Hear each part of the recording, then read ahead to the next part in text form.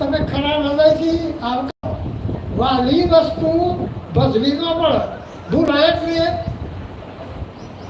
બાલજી સંસારી, નાસુબાબુ સંસારી દાખલો આવતા.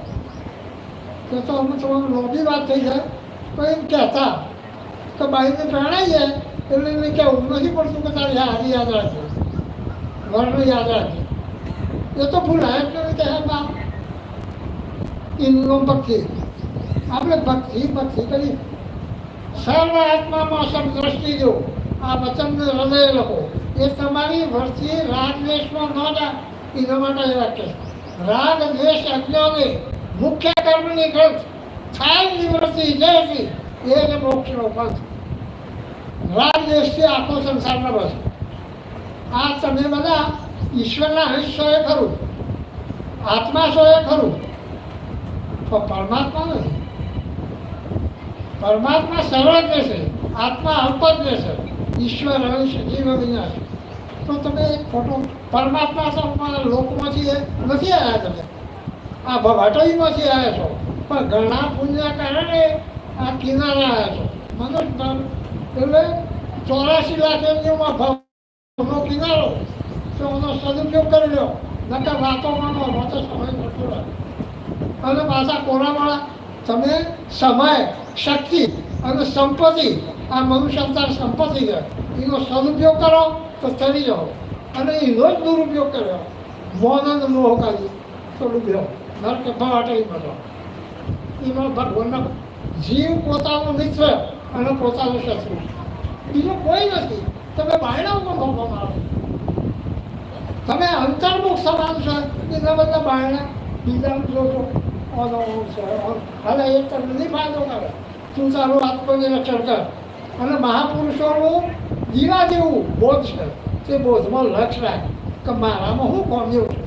અને તમારે જોવું હોય તો પ્રપાણુજનના દોહરા છે, હે પ્રભુ શું કહું જીવા દાસ, હું તો દોષ અનંત છું, ભાદન શું કરું.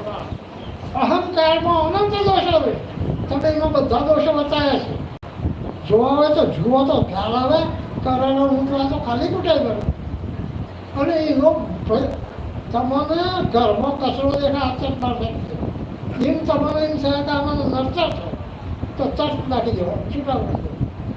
જે કારણ બંધનો તે બંધનો પંથ, તે કારણ છેદક દશા મોક્ષ પંથનો વર્ત.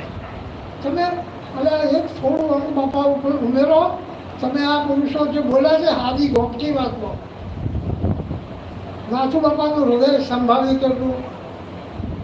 તમે આપણા દેશરોલીમાં ડોલીમાં ઓકે ઓપરેશન કરે છે રેન્જ હોય કે બીજામાં ચોટી નાખે કે આ બાવજીને હું વળી હલો એ ડોહીનો ઓપરેશન. પછી આમાં જીપ હતી ને જીપ લઈને પછી લીડરમાં થોડો વખત રાખેલા છે બાપજી હોય તો માણસ જો સત્કૃષ્ણ બોલાવાય ના પડે. એ તો જો મદ હોય ને તો મોખે બોલાવી ના પડે. એમ સત્કૃષ્ણ યોગ બળે ઉપમ કરે. અને આ તો પ્રગટ થયેલું છે. કોઈ પણ આમંત્રણ કશું કર્યા વગર રામજી બાપુ ખેડાયેલા પગ મૂકવાની જગ્યા નહીં. એ વખત તો આ સાધનો એનો થયો. અને હું સત્પુરુષ ગુરુ ખાલી દેખાદેખી કરાવેલો એ ભક્તિ નથી. એનો સત્પુરુષનો ગુપ્ત ચમત્કાર જગતના લક્ષ્મણ થશે. સમ નથી લક્ષ્મણ કે રાગ દેશી નમરો પડે તો હે. અને એ જ મોટામાં મોટું આગળ છે. મારે તમારા બધા તો રાગ દેશી નિવૃત્ત થો તો બાપલા કોક દાડો પત્તો લાગે. અને તમારે કોઈ ખાડા કે હે ખોટા કે મોના લઈ જાય તો બરાબર ઓઢવા પાછળના કામ તમારું હોય કે અહીંયાની સાંકડી તોલે. મનમાં શાંતિ છે, ધીરજ છે, ક્ષમતા છે તો તરત એનું ભરે ભગવાન. અને મનમાં ધીરાય નહીં તો ભગવાન ઘણા દઉં પૂછીએ વિવેગણા. એટલે હું પામનારે શું કરી શકું એવો નથી વિવેક. ચરણ શરણ ધીરજ મરણ સુધી. અત્યારે તમે કોઈ માથું ન લગાડતા પણ રપાળું 120 વર્ષમાં લાગેલું.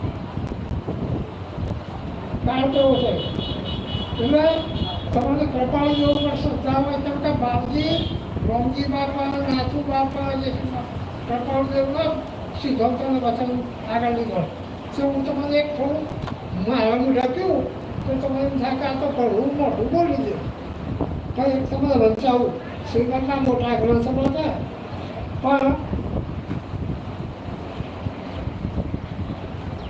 આ તો આપણે અત્યારે અનુભવીએ છતાં માનતા નથી. પ્રવર્તમાન ધર્મ બધા સાધનો કળિયુગથી ઘેરાઈ ગયા. આ તો તમને દેહાતો આ કોઈ નવી વાત નથી, એ વખતે લખ્યું છે. ઘણું કરી બધા જીવ ઉન્માર્ગે વર્તે છે અથવા આત્મા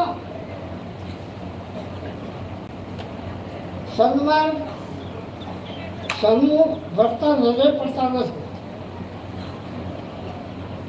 હા મન તું દફતર કે ગુમ કર્યું છે બાપજી એવું છે તમે ઓમથી ઓમ ફરી જાઓ તે ભગવાનથી વિમુખ છો તે ભગવાનના સન્મુખ થઈ જાઓ આટલી જ વાત તો તરત ફાળાઈ જાય.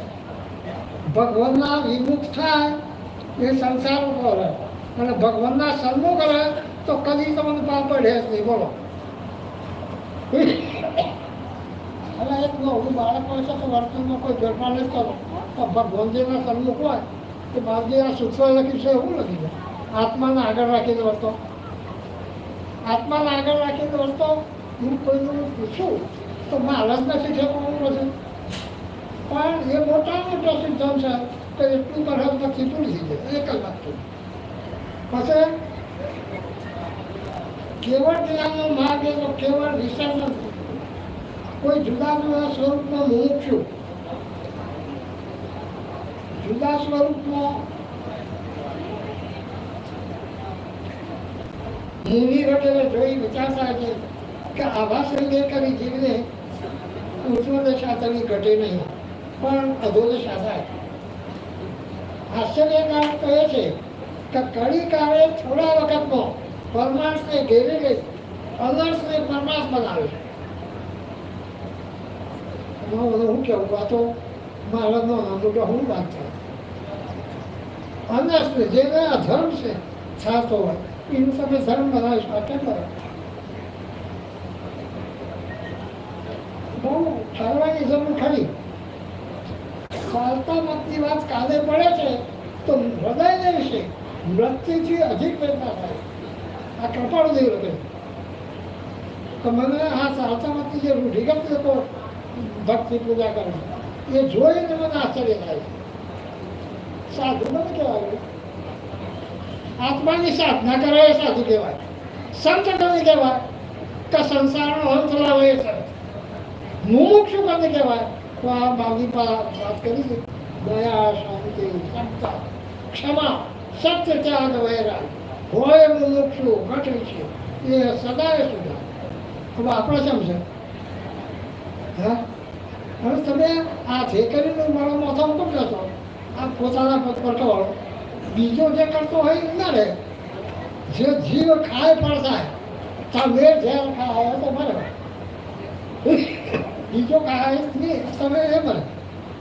તો તમે આ ઓમ કરે છે આમ કરે છે લક્ષણ જોતો લક્ષાર્થ જોતો આત્મ જોતો કે હા સહીનો આત્મા એનું ભ્રાંતિ થઈ આત્મા ભ્રાંતિ સદ રોગ નહીં સદગુરુ વૈદ્ય સુજાણ તો બોધવરણ તમે સમજો તો કામ આ સાદી બેરડું કરે જેવી વાત કરી છે બાપુ એમાં બધા પુસ્તકો હા દાખલ કરી છે એ પણ એ તમારી આંખો ખુલ્લે તો તમે દે અંતઃકરણ ઉજળું જળ તિંબર મટી જાય સરળ રાગે પૂજવા એ મહાપદનું હોય.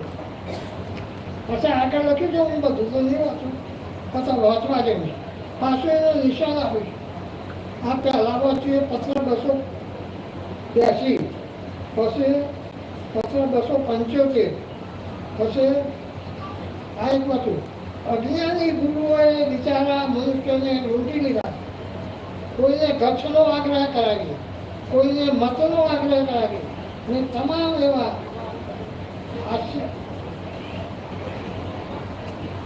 આશ્રયોને લઈ અને સાપ લૂંટી લઈ મૂંઝવી નાખ્યા મનુષ્ય મનુષ્ય પણ લૂંટી લીધું. આ તો આપણે કહીએ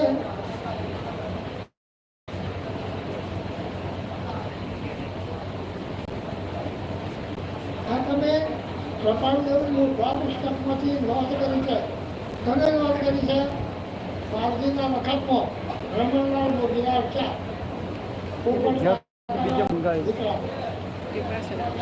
આટલો વિચાર કરો તો તમને ઘણી રાહત થઈ જાય. અને જે કરો થોડું કરો કોમ એક આત્માર્થ કરવું, બીજો નહીં બધું આત્માર્થ આગળ લઈ જાઓ તો તમે ભગવાન મદદ કરે ભગવાન ભાઈ.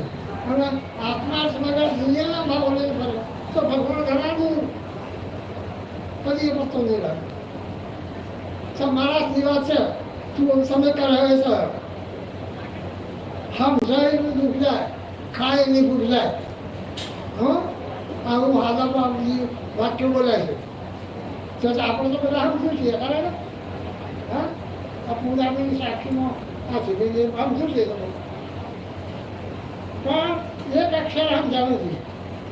ના તો બેઠો થાય બીજું જોવા એટલે ગુરુ સ્વામી 60 વર્ષ પહોંચવાના 300 અને કૃપાળુદેવને 23 વર્ષની ઉંમર જગરાજના વેપારી ગ્રહસ્થ અને અગાસમાં તો અરે વડોદરામાં મળ્યા તે દંડવત પ્રણામ કરી દીધા. ખાલી વકીલ આ તો મહાપુરુષ આપણે શું છે તો તમે ફરવા પછી કૃપાળુદેવ બેઠા કર્યા કે તમને શું દેખાય એટલે કીધે હું આપની દાસી છું, આપ મારા સ્વામી છો. તો તમે પુરુષ કેમ કહેવાય? આત્મા પુરુષ આત્મામાં આવે ના દેહમાં છે અબળા છે એવા પોતા ન પડતા સાંભળ્યું. અને માતાઓને તમે માતાઓને સુનિશ્ચિત જુઓ આત્મા તમારા એવો જ છે પણ તમારા ઉદંતપણા કરતા એની કોમળતા વધારે હોય છે. માની મમતા અને માતાઓ તિરસ્કારો નહીં. આ તો ઘણી વાતો છે પણ મને ભાષા લખી છે ભૂલ થઈ ગયો માફ કરજો. હવે તો